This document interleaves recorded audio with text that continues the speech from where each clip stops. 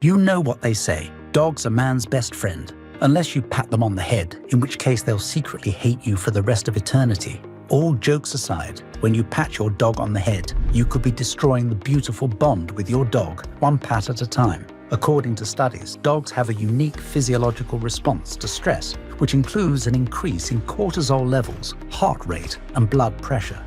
And patting them on the head triggers this stress response.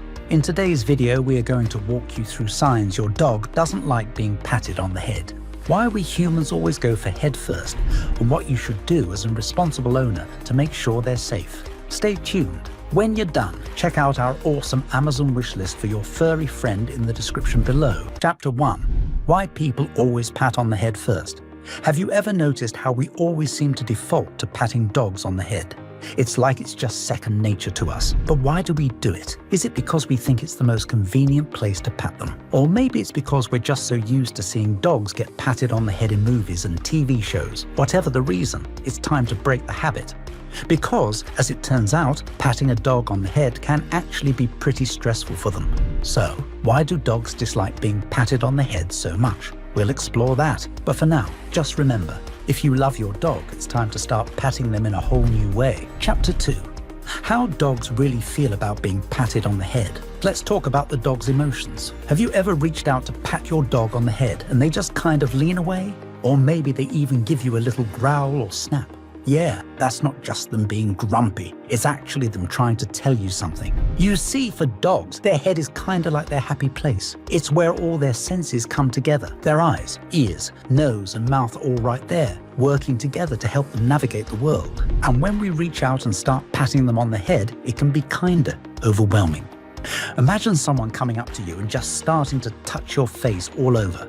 You'd probably feel a little weirded out, right? That's what it's like for dogs when we pat them on the head. They feel anxious or stressed, and that's why they often try to lean away or avoid it altogether. Now, I know some of you might be thinking, but my dog loves it when I pat them on the head. And that's totally possible. Every dog is different after all. But even if your dog doesn't seem to mind, it's still important to be mindful of their personal space and boundaries. Signs your dog doesn't like being patted on the head. One of the first signs your dog will give you is avoiding eye contact. If they turn their head away or refuse to look at you, it's likely they're feeling uncomfortable. Another sign is a tilted head. If your dog's head is tilted to the side, it can indicate confusion or discomfort. And if their ears are folded back, it's a pretty clear sign they're feeling stressed or anxious. You should also pay attention to your dog's tail language. If their tail is tucked or lowered, it can show submission or fear. And if they're growling or snapping, it's time to stop immediately. Yawning is another sign of stress or anxiety in dogs. And if they start pacing back and forth, it's a clear sign they're feeling restless and uncomfortable. If you notice any of these signs, it's essential to respect your dog's boundaries and give them space.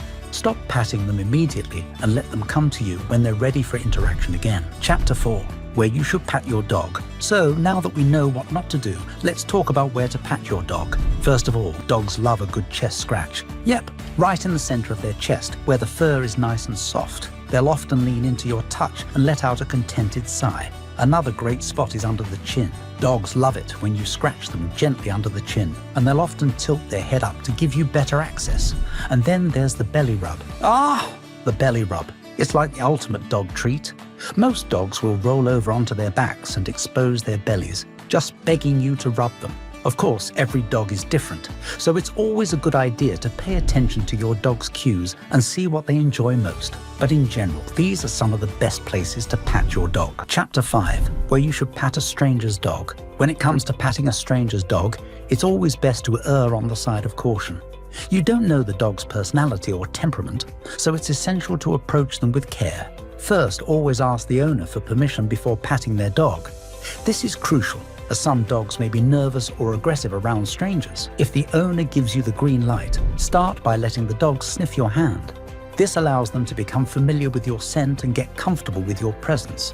Once the dog seems relaxed, you can try patting them on the chest or shoulder area. Avoid touching their head, ears, or tail, as these can be sensitive areas. Also remember to move slowly and gently and let the dog guide your interactions. If they seem uncomfortable or try to move away, respect their boundaries and give them space. By being mindful and respectful, you can help ensure a positive interaction with a stranger's dog. Chapter 6. How you prevent your dog from being inappropriately patted.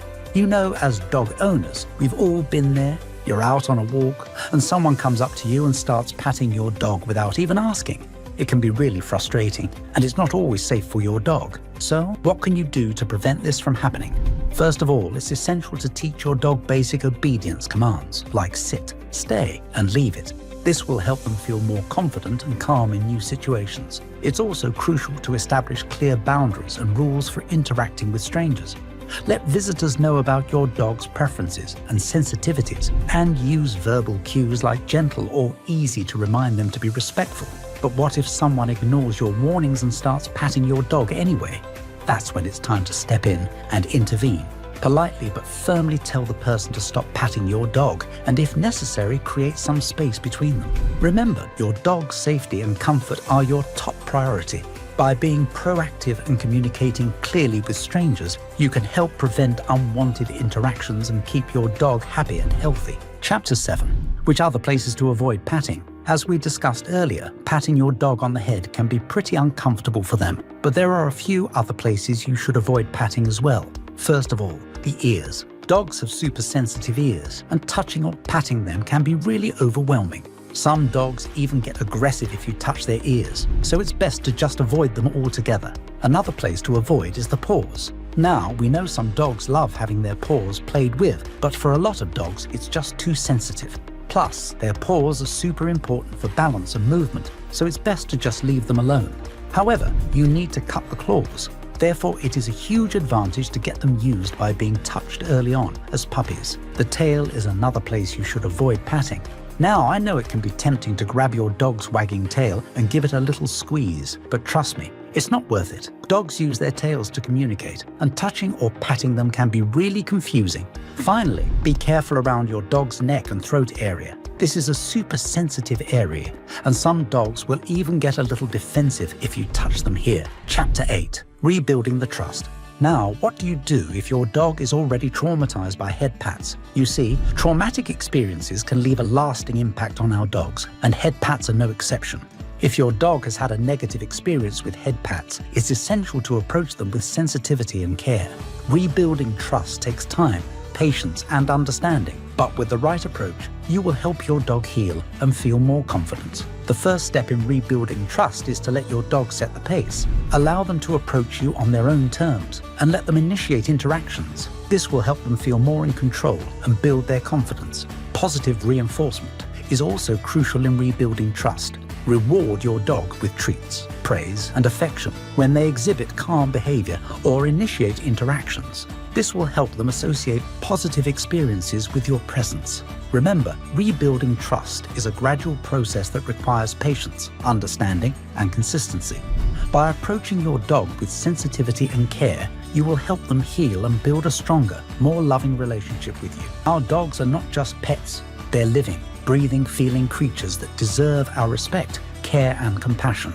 And by making a few simple changes to the way we interact with our dogs, like avoiding head pats and instead using gentle, loving touch, we can actually strengthen our bond with them and create a more loving relationship. So, now that we've talked about the surprising reason why you should stop patting your dog on the head, we want to ask you, have you ever noticed your dog pulling away or showing signs of stress when you pat them on the head? Or do you think they tolerate it just to make you happy? Let us know in the comments below. We're curious to hear about your experiences and observations.